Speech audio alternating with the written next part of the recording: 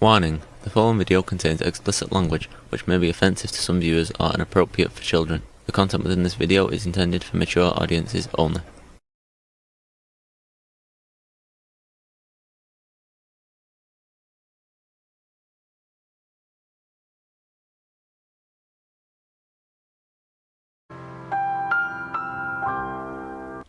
Hello and welcome to this video.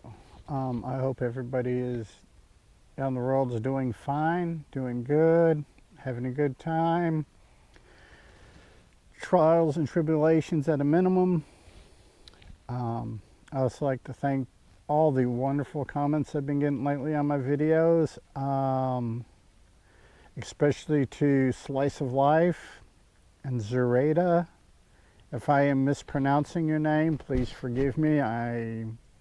I'm an idiot and things like that don't come easy to me, so it is not my intention, if I am mispronouncing your name, to offend. It's out of ignorance. Both these people have given me the inspiration to do this kind of a bonus video, I guess. As I've just posted my Genx looking at Stephen King's It Part 1. Part 2 will go up Tuesday, and I believe there's another video to go up that following Thursday. But I wanted to address these commenters that made some very wonderful, very great comments on my videos. And everyone else that's made comments on my videos that I'm too soft in the brain to remember. What inspired me to do this video is their comments, the nature of their comments, what their comments are about. Mainly on the video Thinking Out Loud. So it got me to thinking. Yes, I am old. From a perspective probably of a large mass of people, I'm old. I am happy that I've lived long enough to call myself old. Chickens out behind me doing their chicken thing. I try to be kind and compassionate when I can. I try my best to be thoughtful and mindful of other people and other points of view. And for me, it's all just one big learning experience. There's a Buddhist proverb that goes along the lines, and I'm paraphrasing, this isn't a direct quote, that somebody who spends their life learning will want to live forever to learn as much as they can. But they know this is impossible, so when death comes to the door, they greet them as a long-lost friend. And that particular proverb is very meaningful to me. It's one of those things that I know there will be some point that that this body will no longer exist. And there's probably going to bring a whole lot of joy in the world, or at least in Southeast Texas when it doesn't exist. But the whole idea that we have time to do things, we don't. We have a very finite, very limited experience. I don't care if you live 200 years. In the grand scope of the universe, it's nothing. So in this finite time that we have,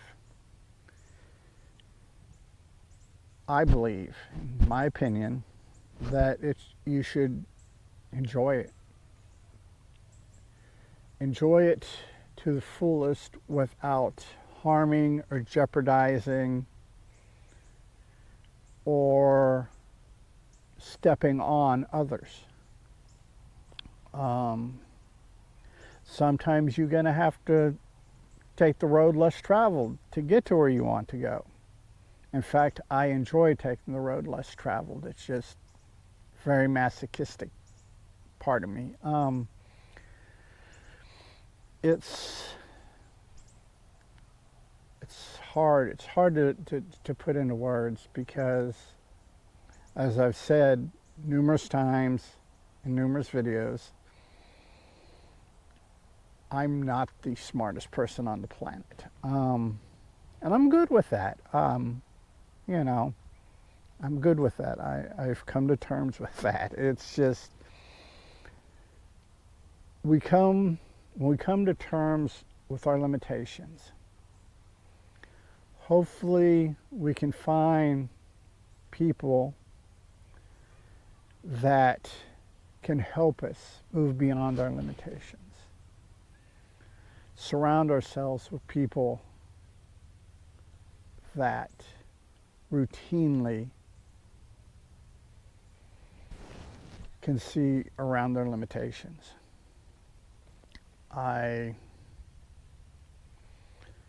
That's something that I had to learn, and it took me almost 45 years of my life to learn it. Neighbors patrolling their fence line, seeing what,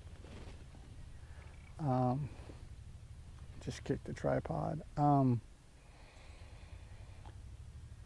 My life experience is unique, while at the same time being like everyone else's. It's the details of what I do, details that make it different. But the whole birth, growing, maturing, passing on what we've learned, our experiences, and death. That's universal. That's a given. For every birth, there's going to be a death eventually. It's just something that we have to accept.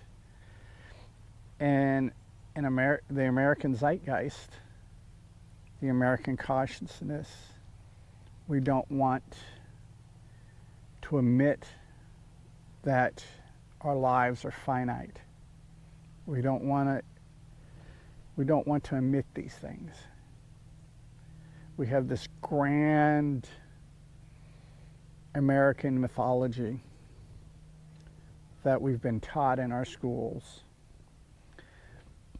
that doesn't allow us to accept the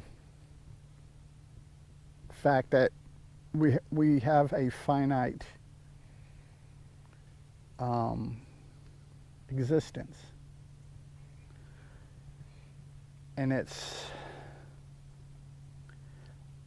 not as bleak as people want to paint it. There's a Latin term, Memento Mori, which roughly translates to remember you too shall die. The origin that I've heard for that phrase is when Roman generals would conquer an area or win a heroic battle, they would throw that general a parade they called a triumph. And in the chariot in which the hero is dressed lavishly in gold and purples and blues, and just there's a slave dressed very plain, very earthy, who whispers into their ear, Memento Mori, Memento Mori. to remind him, regardless of how great your triumph is, you too will die. And embracing that is what allows us to understand that we are going to die, that we have a finite time on this planet. I know I use that word, I'm using that word over and over, but I'm doing it to try to drive home a meaning that we should take into account. We should dedicate ourselves to our passions, to bringing better, to passing on things. For those that are younger in my audience, when you go to college, or if you are in college, find a local place where your locals gather for like coffee or cake or dessert or whatever, and go in and talk to them. Go in and see, especially if they're 15, 20, 30 years older than you are. Go in and talk to them. You're going to have people that you agree with. You're going to have people you disagree with. I will tell you from my personal experience that if you're open to it, the people you disagree with, if you listen to their story, listen to their journey through life,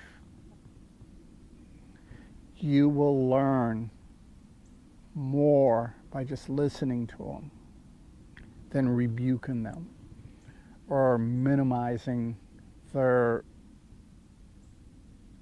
views you don't agree with. What you're going to learn by analyzing their path, analyzing what they've done, thinking about the mistakes, then you can figure out, okay, because if they're old, they're 20, 30 years older than you, you're not going to change them.